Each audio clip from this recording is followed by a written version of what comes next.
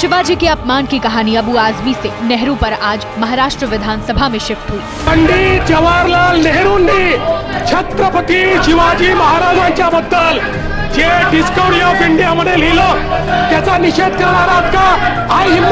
आहे का हिम्मत? जब सीएम देवेंद्र फडणवीस इतिहास में चले गए, कहा नेहरू ने भी शिवाजी का अपमान किया था।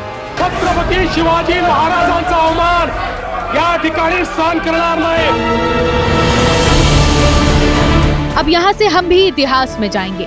हिस्ट्री बुक में आपने पढ़ा है कि बीजापुर का अफजल खान शिवाजी को धोखे से मारना चाहता था, इसलिए शिवाजी भी हाथ में वाघनख छुपाकर उससे मिलने पहुंचे थे।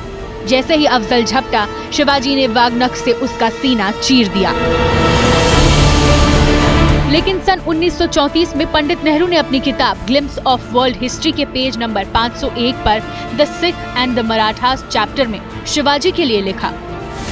वो अपने शत्रु के साथ कोई भी तरीका अपनाने के लिए तैयार था, चाहे अच्छा हो या बुरा। उसने बीजापुर द्वारा उसके खिलाफ भेजे गए एक सेनापति को विश्वासघात से मार डाला। विश्वासघात, ये शिवाजी के लिए नेहरू के शब्द थे। ये नहीं कह सकते कि नेहरू की कलम फिसल गई थी, क्योंकि पेज नंबर 502 पर उन्होंने शिवाजी को एक बार फिर विश्वासघाती कहा। शिवाजी के कुछ काम, जैसे बीजापुर के सेनापति की विश्वासघाती हत्या, हमारी नजरों में उन्हें बहुत नीचे गिरा देते हैं। नेहरू ने ग्लिम्स ऑफ वर्ल्ड हिस्ट्री किताब 1930 से 1933 के बीच जेलों में रहते हुए लिखी थी। 1934 में ये किताब छपी, लेकिन नेहरू ने शिवाजी पर अपनी सोच में करेक्शन भी किया। वो कैसे किया, आगे बताएंगे। उससे पहले एक दिलचस्प जानकारी भी लीजिए। पंडित नेहरू पर शिवाजी के अपमान का आरोप 1946 में छपी उनकी किताब द डिस्कवरी ऑफ इंडिया के हवाले से लगाया जाता है। जो इतिहासकार पंडित नेहरू को डिफेंड करते हैं, वो भी इसी किताब के आधार पर ही बहस के मैदान में उतर जाते हैं। लेकिन पंडित नेहरू के जो शिवाजी को लेकर विवादित विचार हैं, वो उनकी किताब द डिस्कवरी ऑफ इंडिया में नहीं, बल्कि 1934 में छपी the glimpse of world history किताब में मिलते हैं।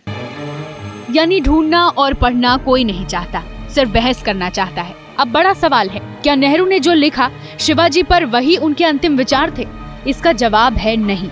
नेहरू ने अपनी भूल सुधार भी ली थी। नेहरू ने 26 मार्च 1936 को किताब के प्रकाशक को पश्चाताप का पत्र लिखा। ये लंबी चिट्ठी थी, आपको सिर्फ मजमून बताते हैं। नेहरू ने लिखा, प्रिय श्री देवगिरीकर, शिवाजी की अफजल खान से मुलाकात के बारे में मेरी टिप्पणी पर आलोचनाओं का मुझे पता चला है।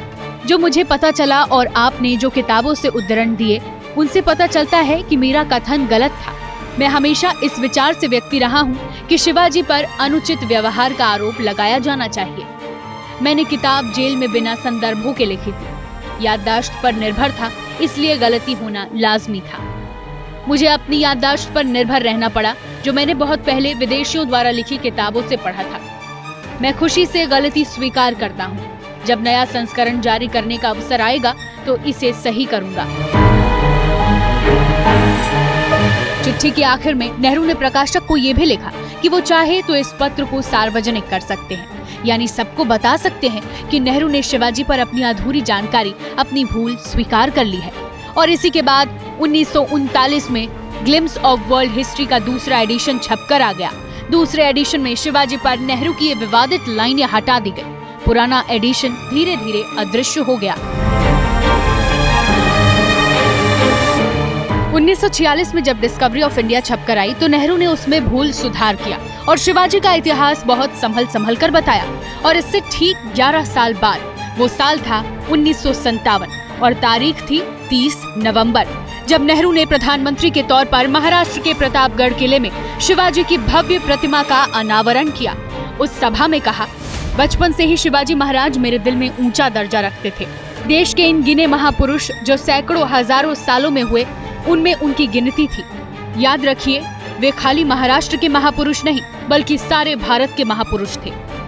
ये नेहरू का पॉलिटिकल डैमेज कंट्रोल था, जो 1934 में कमल से हुई भूल के 23 साल बाद उन्होंने शब्दों के जरिए किया। कुछ लोग दावा करते हैं कि उस दिन नेहरू ने 1934 की भूल पर माफी भी मांगी थी, लेकिन जनहित में आज हमने भी खूब इतिहास खंगाला, हमें ऐसा कोई प्रमाण नहीं मिला। एबीपी गंगा, खबर आपकी, जुबान आपकी।